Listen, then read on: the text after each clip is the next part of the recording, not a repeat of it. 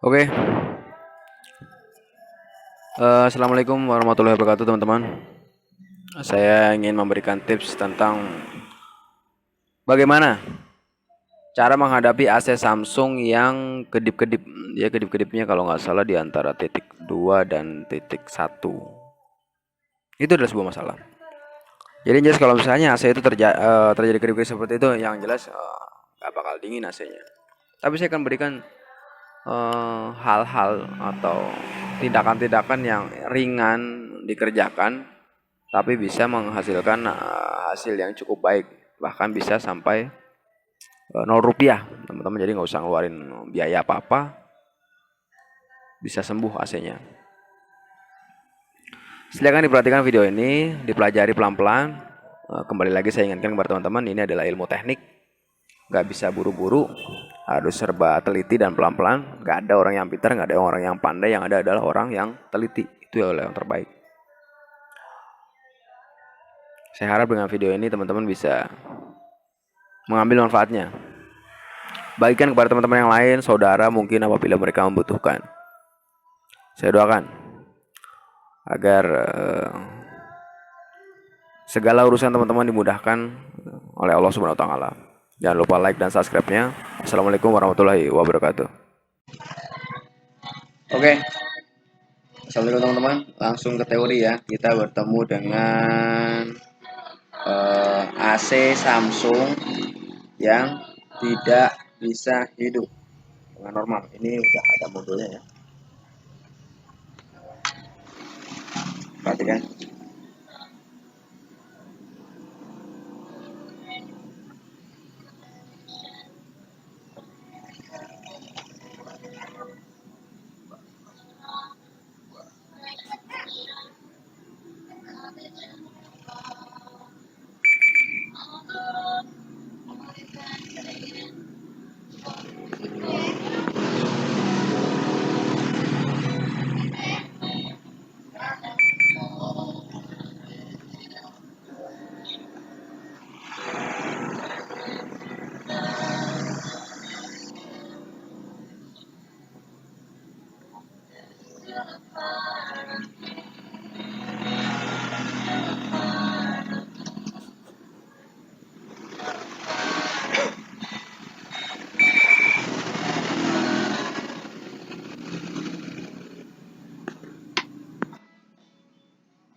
Oke, paham teman-teman ya.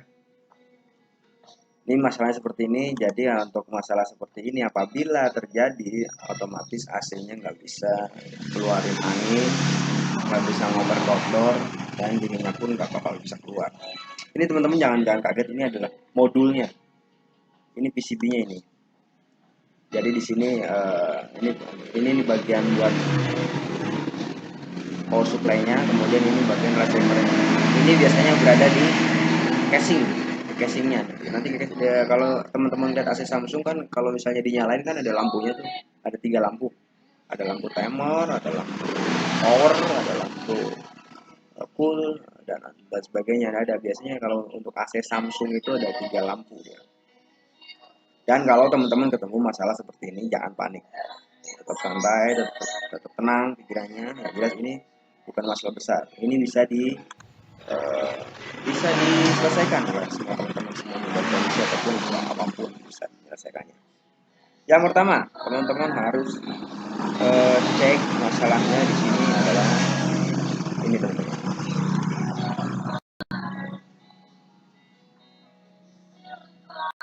Oke, teman-teman tahu ini apa ya? Kalau yang tukang AC pasti tahu. Ini namanya termis AC. Di sini termis AC dibagi dua. Di sini termis AC dibagi menjadi dua. Yang pertama adalah termis udara.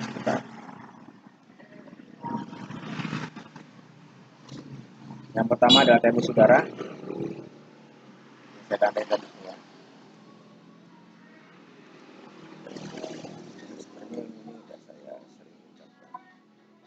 Ini namanya termis udara. Termis udara apa itu? Termis udara Mas Andi. Termis udara adalah termis yang bekerja atas dasar suhu yang diinginkan oleh kita, oleh teman-teman semua. Biasanya teman-teman kan nyetel suhunya di remote. Saya mau suhu 25 derajat gitu kan. Saya mau suhu 30 derajat, saya mau suhu 16 derajat, saya mau suhu 18 derajat dan sebagainya. Itu yang bekerja adalah ini teman-teman. Yang saya garis bawahi. Itu yang bekerja adalah ini, termis udara. Nah, yang ini yang terjadi. Ini yang kerja teman-teman. Jadi kalau teman-teman ngetel sebagai 25 derajat, maka dia akan bekerja di suhu 25 derajat. Jadi pada saat 25 derajat dia akan memerintahkan IC utama atau yang bisa disebut EEPROM itu untuk mematikan outdoor. Outdoor itu yang ada di luar ya. Outdoornya bakal mati. Kan kalau misalnya outdoornya udah mati, otomatis suhunya akan naik lagi. Naik ke 27, 28, 29 dan sebagainya. Tapi nanti kan otomatis dia bakal hidup lagi. Pokoknya dia bakal hidup otomatis sesuai dengan perintah dari remote. Terus yang kedua, ini yang kedua saya. Ini adalah termis ya seperti ini kali ya.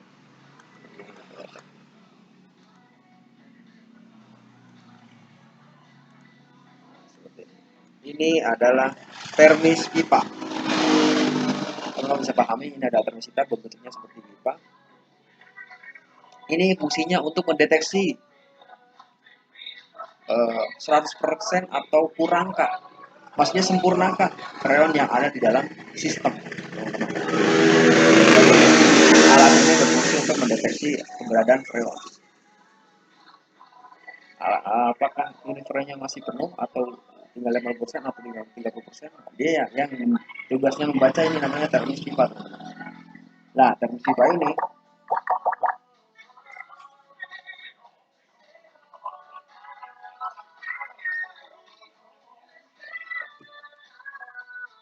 nah termis pipa ini akan bekerja untuk memutuskan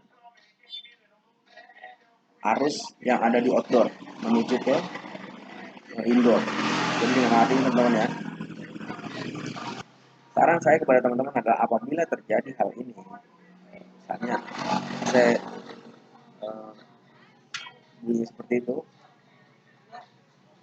yang lebih baik teman-teman lakukan adalah ini namanya terisipa ya, terisipa ya. Ini terisipa teman-teman selipkan di dalam sini teman-teman.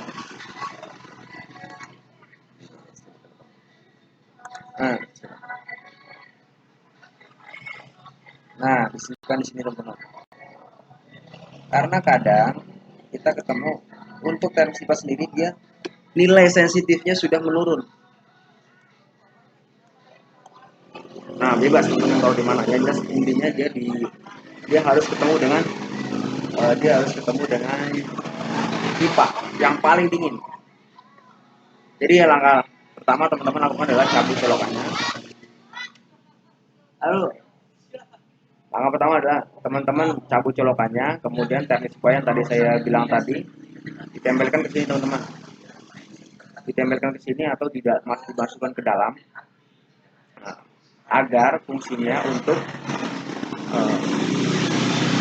kembali menaikkan tegangan. Maksudnya di sini terjadi soalnya teknik sifat teman-teman itu udah lemah, tapi masih bisa dipakai. Maksudnya masih bisa dipakai itu dengan cara ya disinkronkan ke sini teman-teman. Jadi kalau misalnya teknik sifat kan kita tahu posisinya biasanya ada di sini nih. Nah ini di sini kurang. Tapi kalau ditaruh di sini atau ditaruh yang paling dingin, nanti hasilnya akan lebih bagus. Cukup itu aja teman-teman, dan masalah selesai. Biasa seperti itu. Kalau misalnya seperti ini nggak selesai juga, baru teman-teman ganti. Saya akan ajarkan beberapa tips. Ganti ininya teman-teman. Makasih Gun ya. Ya. Teman-teman cukup diganti ininya dan diganti ininya nih. Ini harganya kalau nggak salah nggak nyampe 50.000, ini cukup 25.000 rupiah nih teman-teman. Kalau di online 20 ribuan. Diganti nih teman-teman ya. Cukup diganti nih ya teman-teman. Nah teman-teman akan lihat hasilnya. Biasanya kalau saya sih sering ketemu di sini teman-teman. Di sini. Sebentar.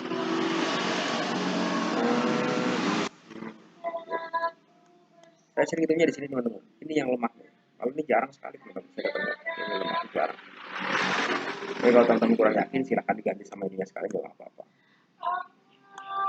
Nggak masalah. Harganya juga murah meriah kok. Hanya 20.000, 20.000-an kalau itu. Oke teman-teman paham ya? Sudah saya ganti ininya Mas Andri, tetap nggak ada perubahan juga. Malah kita lari ke step selanjutnya teman-teman. Yang penting teman-teman harus dipahami dulu ya cara kerja eh, sistem ini, dipahami dulu. Teman-teman langsung lompat ke sini teman-teman.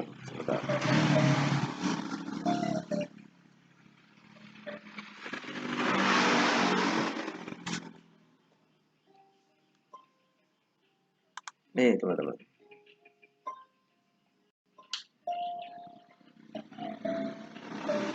Ini kita perhatikan. Di sini ada sebuah gambar teman-teman perhatikan.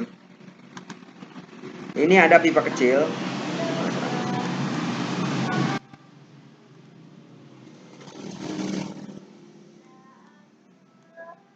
Ini yang saya garis biru ya.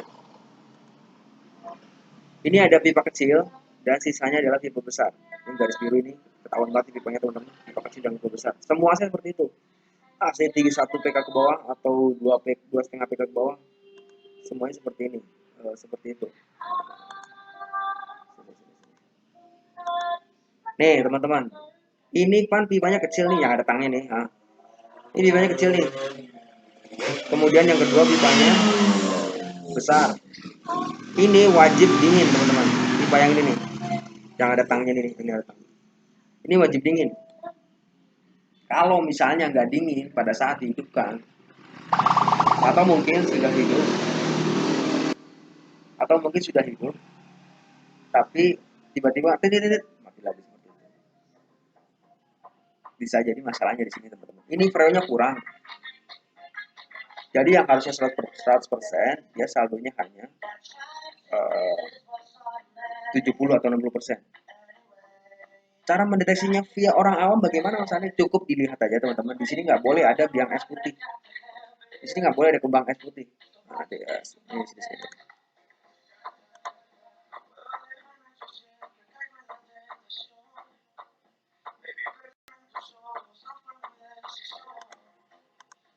Nggak boleh seperti ini teman-teman. Nih perhatikan putih ya.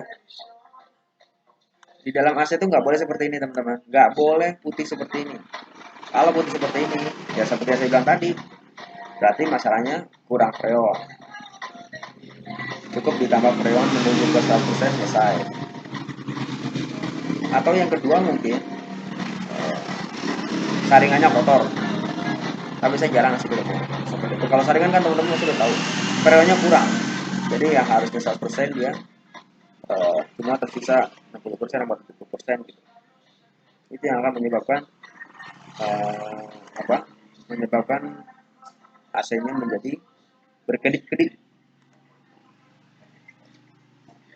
Jadi teman-teman ya kalau misalnya yang pertama teman-teman cek untuk disinkronkan saja dulu ke sini. Ya, termisnya disinkronkan saja ke sini nih, teman-teman.